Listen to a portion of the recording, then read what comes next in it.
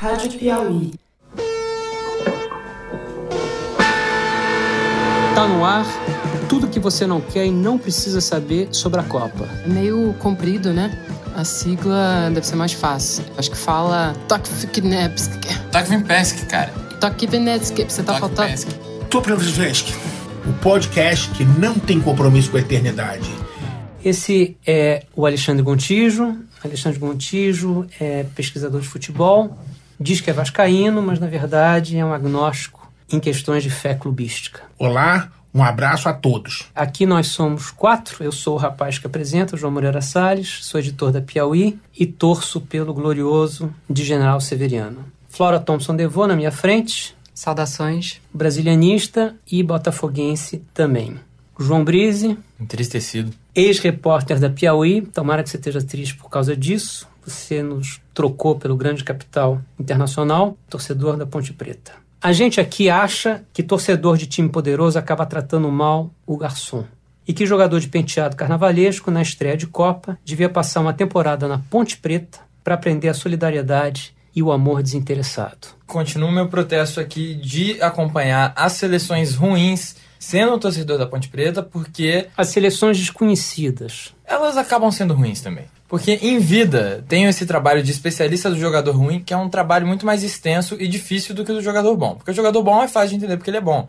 Mas você dimensionar quando um cara tá enganando, quando ele realmente não sabe jogar, é uma coisa mais difícil. E esse período de Copa era pra ser... E você ser... na Ponte Preta se tornou um especialista nisso. Sou um especialista nisso. E nesse período de Copa eu pretendia tirar férias pra ver grandes jogadas e bonitos gols. Mas eu tô realmente aqui acompanhando essas seleções menos favorecidas. E as por quem eu tive empatia no primeiro programa, já todas perderam, estão sendo varridas do torneio. Que eram o Panamá. Eu disse que o Panamá podia ser uma zebra, porque a Bélgica e a Inglaterra escorregariam e eles não escorregaram. Eu queria torcer pelo Egito também, mas o Egito caminha para eliminação. Mas não fui o único aqui, né? Porque o Gontijo também discursou sobre o talento... A grande seleção marroquina. A grande seleção marroquina, aquele talento oculto que poderia estar reforçando a Holanda, que não foi pra Copa, a França, e perdeu pro Irã, acho que no pior jogo dessa primeira rodada. Não, gente, você falou gols bonitos, o gol da vitória do Irã foi lindo, foi marroquino. É pena que no lado errado. Teve um ouvinte que discordou da gente. Ele ou ela, não sei porque não dá pra identificar por esse perfil no Twitter, cuja arroba é Lady Lazarus, Lady, não Lady. E o comentário desse ouvinte diz: caralho, fui ouvir o podcast do Piauí sobre a Copa e lá, a vitória sempre é brutal e os desvalidos, mas vá. Acho que a pessoa aqui tá duvidando um pouco do nosso empenho. Você concorda com ele? Você que é Ponte Pretana e quer a vitória? Isso é importante de lembrar que a Ponte Preta nunca foi campeã de nada. A gente lá em Campinas, inclusive, tem uma frase que vende algumas camisetas que diz que a gente nem gosta de futebol, a gente gosta mesmo da Ponte Preta. Então não tem esse negócio de ser campeão, não. Quando a gente quase foi campeão em 2013, na final da Sul-Americana, eu passei uma semana muito confusa da minha vida.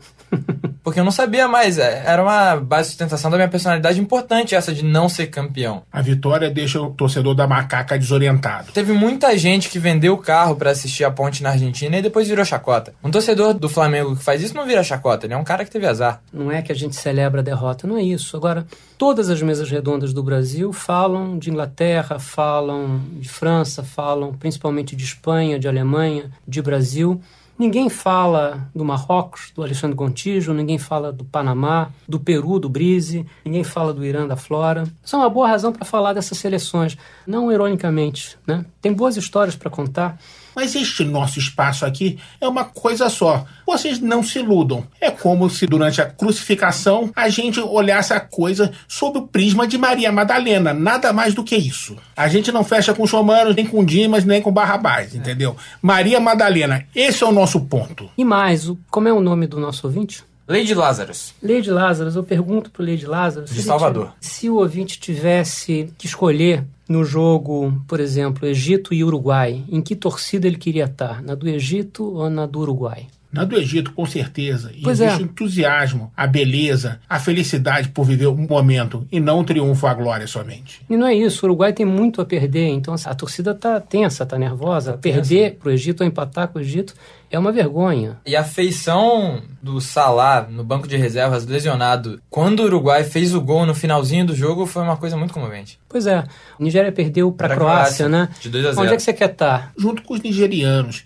que tem uma história de muita beleza técnica. E que não puderam torcer como queriam. Exatamente. Os galos, símbolo eminentemente religioso, não teve o acesso permitido no estádio pela rigorosa polícia russa, que barrou os frangos na porta do estádio. E a imprensa é sempre rasteira nessas coisas, não informou o destino dos tristes bichanos, se foram sacrificados, se foram deixados à própria sorte no campo russo, o que aconteceu, entendeu? A Nigéria é de longe a equipe mais bem vestida do torneio. O abrigo é lindo. O abrigo deles também é... O abrigo é lindo, inclusive é alvinegro. Eles chegaram ao estádio, alguns deles com partes do cabelo em verde, uma atração que remete à Copa de 98, que tinha... Não me lembro o nome do atleta, mas tinha um atleta com trancinhas verdes. Vai buscar cabelo verde na... Taribo West, eu lembro disso. Taribo West. Na torcida da Alemanha. Sim, não existe. Taribo West que jogou com o nosso Ronaldo, aliás. Fenômeno, exatamente. Na Inter de Milão. Ou a torcida iraniana, não é, Flora? A torcida iraniana tem mulheres de barba. Na Rússia, elas não precisam de barba. Essa é a grande novidade, porque o Irã é o último país desses que estão na Copa que não deixa mulheres entrarem no estádio. A Arábia Saudita também não deixava, agora a mulher pode entrar no estádio com o marido ou com o irmão.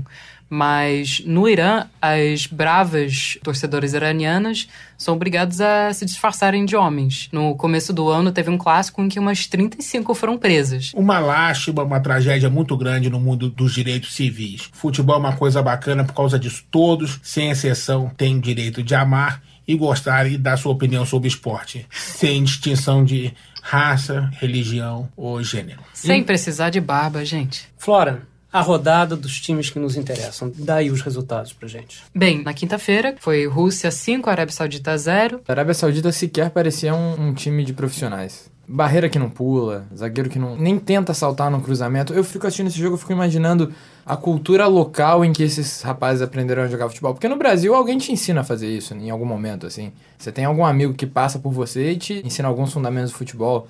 O time árabe realmente parecia estar descolado disso. Marrocos 0, Irã 1. Realmente pareceu... 17 jogadores da seleção marroquina não nasceram no Marrocos. São marroquinos da diáspora. E segundo Alexandre Gontijo, todos os 17 teriam posição na seleção da França, na seleção da Holanda. Ele defendeu isso aqui no nosso primeiro programa. Não muda uma linha do que eu disse com relação a isso. O pobre Burraduz fez um golaço de Sim, cabeça. comparável de Gonçalves em 1989, entendeu? Talento tem. Mas pena que tem que acertar o alvo. Opa! Ô, gente, esse aí é o aviso percussivo. Quando rola algum comentário, referência não inteligível para aqueles que não querem saber nada sobre a Copa. É a cachirola do leigo. É a cachirola do leigo. Para as pessoas que não têm a erudição futebolística de um Alexandre Gontijo. Gonçalves, gol do Gonçalves, explica. Em 1989, Flamengo e Botafogo. O Flamengo tinha a vitória consumada até que Gonçalves foi atrasar a bola. Jogador do Flamengo na época. Jogador do Flamengo na época, criado no clube, tomou uma das piores decisões profissionais da vida dele. Jogou a bola para trás. Só que esqueceu de olhar. E o saudoso goleiro Zé Carlos estava andando para frente. A combinação de fatores fez que o Flamengo morresse e o Botafogo ressuscitasse. O jogo que estava 3-1 virou 3-2 nesse momento. O Botafogo empatou no finalzinho. E foi campeão naquele ano. Mas o jogo que mudou tudo. Se o Flamengo ganhasse e não existisse esse gol de Gonçalves, não existiria o título de 1989, porque o Flamengo seria campeão com várias rodadas de antecipação. Que além de Zico, tinham 4 ou 5 jogadores campeões do mundo em 94 naquele time. Isso é para uma resposta para o nosso ouvinte, para deixar claro que nós gostamos de vitória. Exatamente. Mas elas são épicas sempre, elas não são banais. Continua na rodada. Show da rodada. Show da rodada. Vamos lá. Na mesma sexta-feira, teve Egito 0, Uruguai 1. No sábado, França 2, Austrália 1. O jogo mais sonolento da rodada, porque ninguém se importa com o selecionado australiano. Talvez nem os australianos, Nem né? os australianos. Inclusive, eu deixo como recomendação ao nosso ouvinte, a gente vai dar esse link, mas se você procura A-League Bloopers, que é algo como as coisas mais constrangedoras da Liga Australiana, Vai estar na página. você vai encontrar compilações de jogadas de muito difícil descrição. Vale bastante a pena para entender qual é o futebol apresentado pelos australianos aí nessa Copa do Mundo, que é um time que, vale lembrar, ficou atrás da Arábia Saudita, que é o pior time da Copa. Mas isso parece maravilhoso, Brise. Por que a Austrália não é nossa seleção mascote? É importante ter algum rigor na hora de avaliar o perneta. Fator PIB.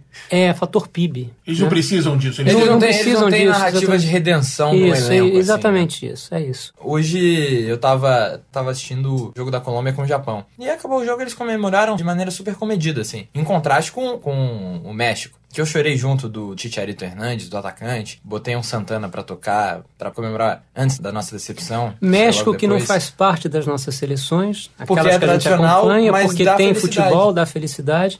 E que ganhou um jogo que ninguém imaginava que pudesse ganhar contra a atual campeã do mundo, a Alemanha. E jogando bem, né? E teve esse fenômeno sísmico. Na hora do gol do Lozano, não é isso? Chucky Lozano. Parece que a população mexicana pulou, saltou e ao cair em solo mexicano, produziu um tremor. Pelo menos 2 sensores sísmicos na Cidade do México detectaram um tremor às 11 horas e 32 segundos. Ou seja, 7 segundos depois do gol marcado por Irving Lozano, aos 35 minutos do primeiro tempo. Ou seja, esse gol aqui, na voz do narrador mexicano. Javier Hernández va encarando la marca de Lombate, libre, acá viene el Chucky Lozano, acá viene Lozano, acá viene Lozano, México el primero, ¡gol!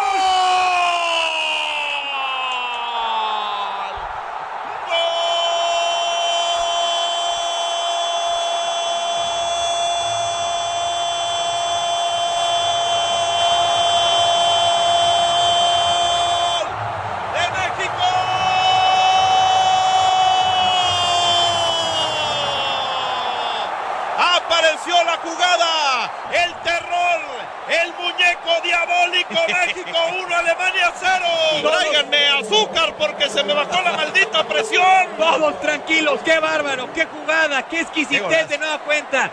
Recorte al centro, papá, y adentro, caray.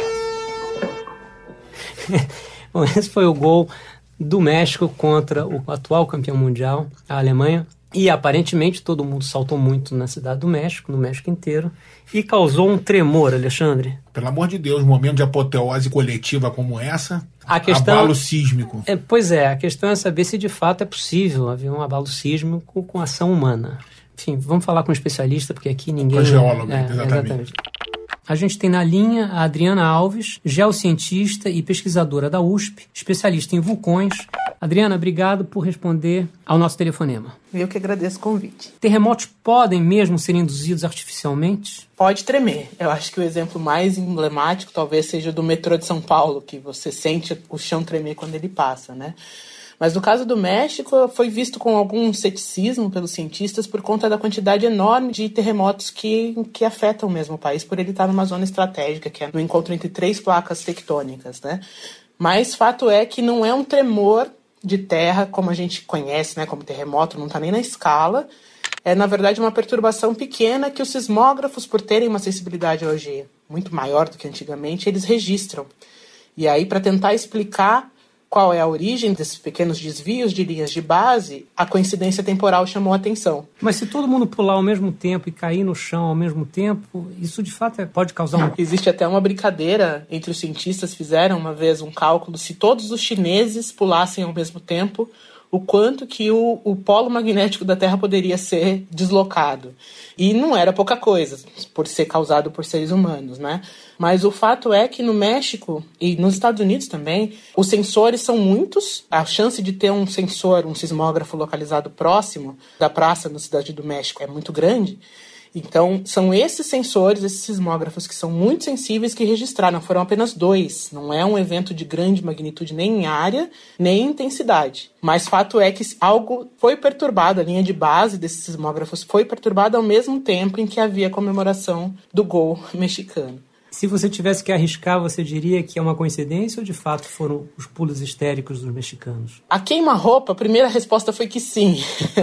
Mas depois eu fui pesquisar algumas coisinhas e aí o SGS tem um trabalho, o Serviço Geológico Americano tem um trabalho extremamente interessante que agora, desde 2013, eles têm monitorado as finais do futebol americano com sismógrafos de ultrassensibilidade. E fato é que se registra realmente, dá para saber a relação temporal, inclusive, de quando a bola é chutada, de quando é touchdown e de quando o ponto extra é feito. Então, eles estão com um projeto que é um projeto até de divulgação científica sobre sismologia para medir esses pequenos tremores induzidos por torcidas apaixonadas, digamos assim. Então, é possível, sim. E um pequeno tremor desses induzido artificialmente pode deflagrar um tremor maior geológico aí no caso ou não? Não, ele sequer entra na escala oficial de medição. No caso do México, tem um quê a mais, digamos assim, porque a cidade do México foi construída sobre um leito de lago. Então, esses sedimentos, por serem muito macios, acredita-se que eles podem amplificar em até 500% os tremores de terra. Mesmo que fosse um público até pequeno, digamos assim, comparado com os fãs norte-americanos do futebol americano, a amplificação por esses sedimentos do substrato da Cidade do México poderia levar a um registro dos sismógrafos mais sensíveis e mais próximos ali da região. Mas deflagrar um grande tremor de terra por ação humana é muito difícil. Teria que ser um movimento muito coordenado, com muito mais pessoas e talvez num ponto extremamente focalizado da Terra. Mas ainda assim, para sequer um na escala Richter, eu acho que é impossível. Certamente não será no Brasil, né? Não será no Brasil. O Brasil tem alguns tremores de terra, mas não. Nada... Não. E diante do desempenho da seleção brasileira, certamente não vai ter muita gente pulando. Espero que sejamos surpreendidos para os próximos jogos, mas a se tomar por base o primeiro jogo, acho que não temos grandes chances. Calmaria sísmica no Brasil. Adriana, muito, muito obrigado, viu? Eu que agradeço. Rodada. Bem, Argentina 1, Islândia 1. Algo me diz que o João vai querer comentar. O primeiro cineasta pegador de pênalti do mundo. Eu vou dizer o seguinte pra vocês. Eu acho que tá na hora de parar com essa história do goleiro que é cineasta, do técnico que é dentista, das Palmas Vikings, porque é um país que joga bola. O time é muito bom. Um país que joga bola, né? O goleiro pegou pênalti só de 2 jogadores na vida dele. Cristiano Ronaldo e Messi, entendeu? A partida foi 1-1, todo mundo sabe A que o Argentina Messi... não mereceu vencer. O Messi teve a vitória no pé dele, num pênalti, que ao ser cobrado foi defendido pelo goleiro. Aqui tá a narração na voz do locutor oficial da Islândia. Lionel Messi gegn Hannesi. Takk þetta Hannes. Messi. Hannes ver þetta. Já. Og Banega með sendinguna. Þetta líka mér. Hannes Þór Halldórsson gleypir Messi í einum bita. Um pequeno tremor registrado ali na cabine do rapaz. Foi um jogo de um time extraordinariamente disciplinado, né? Sim. No final, a Argentina tinha 5 atacantes e não conseguia Qualquer furar o jogador bloqueio. perigoso Furar o bloqueio. Não ficou sozinho nem um instante aqui. Não, e aí essa é uma outra coisa maravilhosa, é que a Islândia jogou segundo o ethos nacional, coletivamente. O Messi não era problema de um jogador só, era problema dos 11. Da coletividade. Da coletividade. Quando o Messi estava com a bola, tinha 2 caras em cima dele, sabendo que o terceiro viria, e que o quarto viria, e que o quinto viria. Nesse sentido, é o oposto de certos jogadores brasileiros. Não daremos nome aos bois. Não daremos nome aos bois, mas esse sentido de colaboração e de jogo coletivo é talvez a característica maior da Islândia. E talvez nenhum time tenha um jogo coletivo tão eficiente quanto o da Islândia. É feio de ver, eles não têm talento, talvez com exceção do camisa 10, que é um bom jogador, joga no Everton, que é um time médio inglês, excelente. Entendeu? Médio inglês. Mas os outros 10 são carregadores de piano que não tem medo de carregar o piano, entende? São bem resolvidos com a qualidade, o tempo todo, a qualidade futebolística dele. Vai estar à disposição do ouvinte na página do podcast o retorno da seleção islandesa para o país depois do Euro 2016. Depois da Euro 2016. A Islândia empatou com Portugal por 1-1. Portugal seria o campeão da Eurocopa. Desclassificou a Inglaterra por 2-1 e depois, na semifinal, perdeu por 5-2 para a França. Foi um passeio da França. A seleção voltou para a Islândia, imaginando que, enfim, não ia ser recebida como herói. Eles tinham perdido e perdido feio. Ao longo do trajeto do aeroporto até a cidade de Reykjavik, que é a capital, tinham 100 mil pessoas perfiladas para celebrar e comemorar o retorno da seleção. E deve ter sido o único dia bonito daquele ano, porque o céu está azul. Então as pessoas estão, ao longo de todo o trajeto, batendo palmas, celebrando, cantando junto deles e tal. Evidentemente isso não acontece na Espanha, a não ser que a Espanha volte campeã do mundo, né? o Brasil voltar campeão do mundo, né? O Brasil foi vice-campeão em 98. E teve uma CPI em cima de jogadores. Perguntaram dos nossos deputados, perguntarem pro Ronaldo, você estava marcando quem na hora do janeiro, entendeu? Uma casa parlamentar. Gente, voltando à Argentina e Islândia, eu queria pensar nos ouvintes que não ligam pra Copa e propor uma explicação alternativa pro resultado do jogo. Pro empate. Pro empate, enfim, todo o estilo, que foi ataque contra a defesa. Foi um cerco do gol islandês. Muita gente deve ter reparado que esse é o jogo mais borgiano da Copa do Mundo. Talvez não aconteça de novo. O grande escritor argentino Jorge Luis Borges, sempre sou zoado por pronunciar dessa forma, mas para mim, Jorge Luis Borges é dono de padaria.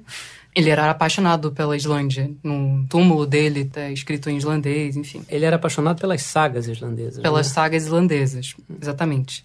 Em parte a propósito do Borges, o grande crítico Ricardo Piglia dizia que um conto sempre conta duas histórias. E eu diria que, nesse caso, o jogo tem um enredo subterrâneo, que é a reencenação de um dos únicos cercos em solo islandês, que foi no verão de 1548, quando o último bispo católico dos países nórdicos, o Jón Arason, tentou tomar a cidade de Skálholt, que era a sede do bispado, para colocar um outro bispo católico lá. Vocês acham convincente? Requer estudo teológico.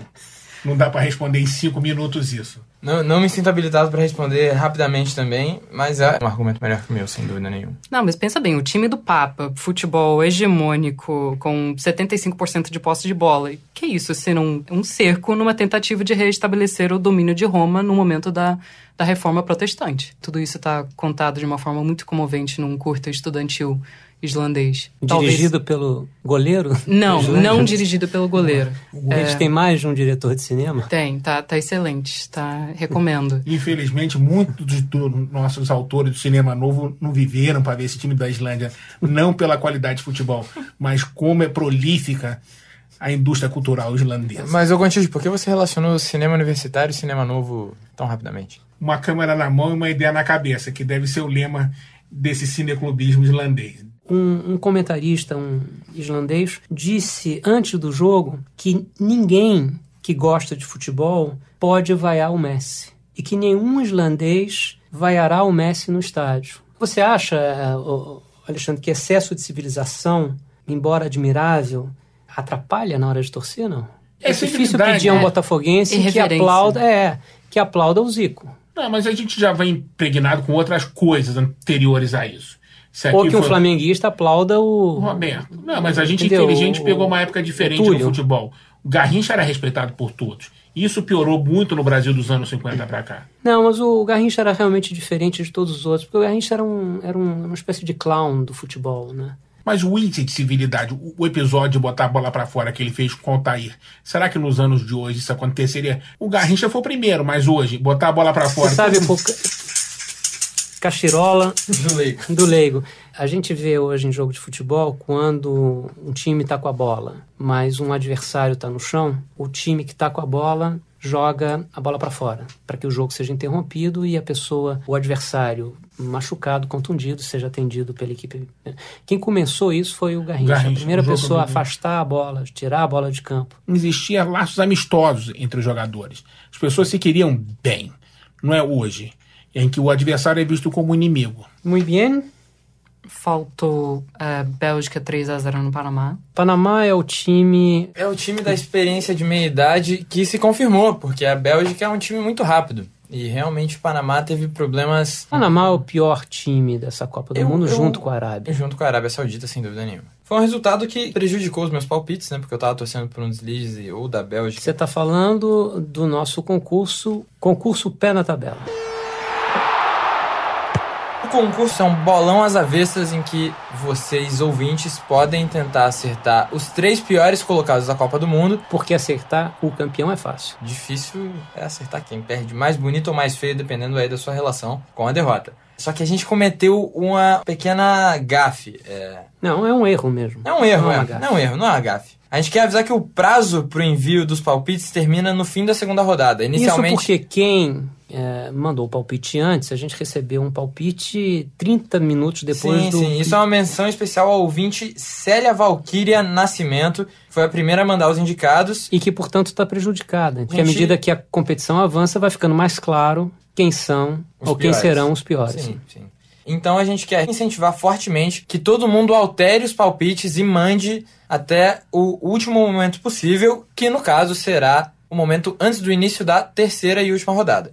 Então, com os resultados dos jogos da primeira e da segunda rodadas, você pode continuar mandando seus palpites pra gente até 5 minutos antes do início da partida entre Uruguai e Rússia, no dia 25 de junho. E o que as pessoas ganham? As pessoas podem escolher entre um pinguim de geladeira da Piauí, simpático pinguim de geladeira da Piauí, uma vuvuzela, instrumento da Copa de 2010 na África do Sul, ou uma foto do Rubens Barrichello, ex-piloto de Fórmula 1, atual piloto de Stock Car, e aí a foto é a escolha do ouvinte. O meu palpite já dado, e eu não vou modificar, cravou como pior seleção dessa Copa do Mundo a Arábia Saudita, em segundo lugar o Panamá, eu estou bem por enquanto, e em terceiro lugar, arriscado, o Peru. Por enquanto, as 3 perderam. Flora, quais foram os teus 3? Eu não lembro, porque eu chutei na hora. Mas eu apostei no Irã para pior por que causa... já ganhou. Não, por causa da provável falta de chuteiras. Eu subestimei o Irã pior que o Trump subestimou o Kim. Então já tô fora. Eu cometi um erro brutal. Botei o Senegal, que é o único motivo de orgulho do continente africano até agora. A Arábia Saudita e o terceiro eu não lembro. Não é por vaidade, ou rompante, ou arroba. Literalmente não lembro. Foi no entusiasmo e na alegria de estar junto com os colegas aqui. Todos escolhemos a Arábia porque ela tinha acabado de levar 5 da Rússia e era o único jogo que tinha rolado antes do último programa.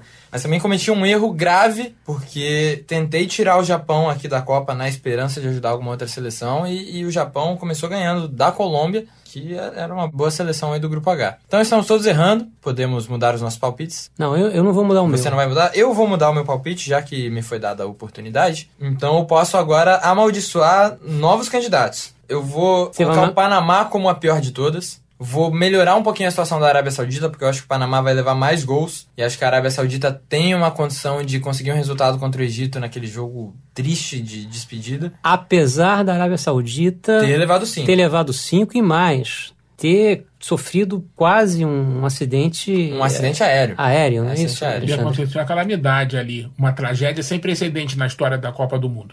E não é de uma companhia russa, é de uma companhia árabe local, que, segundo toda a imprensa internacional, estava em dia com as questões de segurança. A equipe da Arábia Saudita indo de uma sede para outra. Exatamente. A 20 mil pés de altura. Começou a ver a turbina pegando fogo. Eu fico com muita dó do psicólogo que foi contratado pela federação local.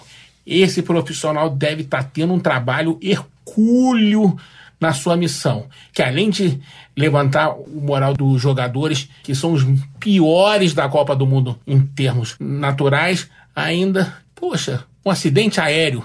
Imagina, a confiança desses rapazes deve estar menos 20. Terminando o palpite. Acho que a pior vai ser o Panamá, a 31ª a Arábia Saudita e a 30ª a seleção do Marrocos. Do Alexandre Gontijo. Uma mas para mim, enorme tristeza, mas ainda... Vamos ver como é que eles vão se sair contra os gigantes da Península Ibérica, contra Cristiano Ronaldo e o time mais virtuoso da Copa até agora, na minha opinião, que é a Espanha. Qual é o teu palpite? A Arábia Saudita, Panamá e o Egito. Flora? Bem, gente, eu não tenho muito interesse em mudar meu palpite, não, porque eu acho que tá dando sorte pro Irã. Então, em nome do pensamento mágico? Não, pensamento mágico, pé frieza. Não, eu acho que eles merecem, portanto, eu vou continuar apostando neles como a pior seleção. Os palpites podem ser enviados até às 10h55 da manhã do dia 25 de junho, que vai ser aí a véspera do início da terceira rodada. E o e-mail, de novo, é tokvnqenpsssc@revistapiauí.com.br. Mandem os palpites. Obrigado, Gontijo, Flora, Brise. Até o próximo episódio, se tiver um próximo episódio, de tudo que você não quer e não precisa saber sobre a Copa. O Takfkenespske é dirigido pela Paula Scarpim, com produção da Mari Faria, da Luísa Miguez e do Luigi Maza. Gravamos no estúdio da Rádio Batuta, no Instituto Moreira Salles. A edição é do Felipe de Castro. e a finalização e a mixagem é do João Jabassi. O segundo episódio de Tudo Que Você Não Quer e Não Precisa Saber Sobre a Copa dessa semana fica por aqui. Os episódios ficam disponíveis no site da Piauí e também nos podcasts do iTunes, no Stitcher, no SoundCloud e no YouTube só em áudio. Se você está começando agora nisso de podcast, vai lá no nosso site que a gente explica como fazer. E aí é só escolher o jeito mais fácil para você ouvir, baixar e ouvir no seu celular enquanto você está, sei lá, acompanhando a eliminação da Arábia Saudita, colocando barba postiça, matando o tempo, cortando o cabelo do Neymar. Não pode falar o nome do Neymar. Flora, sua voz é a mistura de Maria Callas com Ângela Maria. Muito obrigada, Gontijo. Até logo, uma alegria muito grande ter compartilhado momentos ao seu lado.